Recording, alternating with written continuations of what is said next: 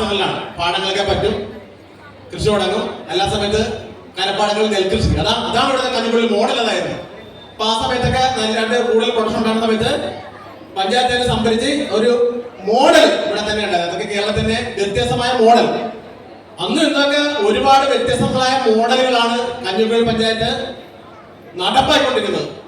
ഇന്നും അതൊക്കെ തന്നെ അല്ലെ. ഒരുപാട് മാതൃകാ പദ്ധതികൾ ഇപ്പൊ വിദ്യോത്സവം തന്നെ വളരെ മനോഹരമായിട്ട് ആരും ചിന്തിക്കാത്ത രീതിയിൽ നടപ്പാക്കാനായിട്ട് കഞ്ഞിക്കുഴി ഗ്രാമപഞ്ചായത്ത് പറഞ്ഞു. അതുകൊണ്ട് തന്നെയാണ് ഒരുപാട് സംസ്ഥാന അവാർഡുകൾ കഞ്ഞിക്കുഴിയെ തേടി എപ്പോഴും എത്താറുള്ളത് അല്ലെ. എല്ലാ വർഷവും നോക്കുമ്പോൾ 2-3 അവാർഡുകൾ കഞ്ഞിക്കുഴി ഉണ്ടാവും.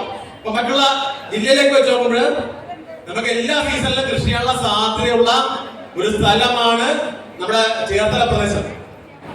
മറ്റുള്ള സ്ഥലത്തൊക്കെ കൂടുതൽ വെള്ളക്കെട്ടുണ്ടാവും അല്ലെ. ഇവിടെയൊക്കെ കരഭൂമിയാണ് എന്നുള്ളതാണ്. അപ്പൊ അതൊക്കെ ഒരുപാട് കർഷകരൊക്കെ കൃത്യമായിട്ട് പ്രയോജനപ്പെടുത്തിക്കൊണ്ട് നല്ല രീതിയിൽ മുന്നേറാനായിട്ട് സാധ്യതയുണ്ട്. ഇവിടുത്തെ ഒരു പ്രത്യേകത വലിയ വലിയ കൃഷിയിടങ്ങളല്ല പ്രധാനമായിട്ടുള്ളത്. കൊച്ചു കുട്ടികൾ മുതൽ വലിയവർ വരെ ചെറിയ ചെറിയ കൃഷിയിടങ്ങളിൽ നന്നായിട്ട് ഇടപെടുന്നു എന്നുള്ളതാണ് ഇവിടുത്തെ ഏറ്റവും വലിയ പ്രത്യേകത. അവർക്ക് ആവശ്യമുള്ള പച്ചക്കറികൾ പ്രധാനമായിട്ടും കൃഷി ചെയ്യുന്ന രീതിയാണ് അല്ലെ. മറ്റുള്ള ജില്ലയിൽ നിന്ന് വരുന്ന പച്ചക്കറികളേക്കാൾ ഏറ്റവും ഗുണമേന്മയുള്ള അതുകൊണ്ടാണല്ലോ കാരണം നമ്മുടെ ചൊരിമണലാണ്.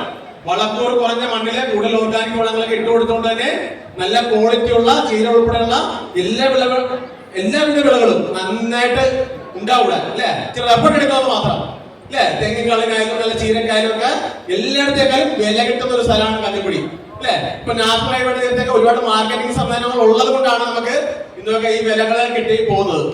ഞാനൊക്കെ വന്ന സമയത്തൊക്കെ കൃഷിയുടെ ഒരുപാട് വിത്തിനങ്ങളാണ് ഇന്ന് നഷ്ടമായിക്കൊണ്ടിരിക്കുന്നത്. അപ്പൊ അവിടെയൊക്കെ അതൊക്കെ മനസ്സിലാക്കിക്കൊണ്ട് കേരള കൃഷി വകുപ്പ് ടീം നന്നായിട്ട് ഇടപെട്ടുകൊണ്ട് പഴമയുടെ വിത്തുകളും പുതുമയും എല്ലാം കൂടെ അവതരിപ്പിച്ചുകൊണ്ട് ഒരു വ്യത്യസ്തമായ പരിപാടിയാണ് നടത്തുന്നത്.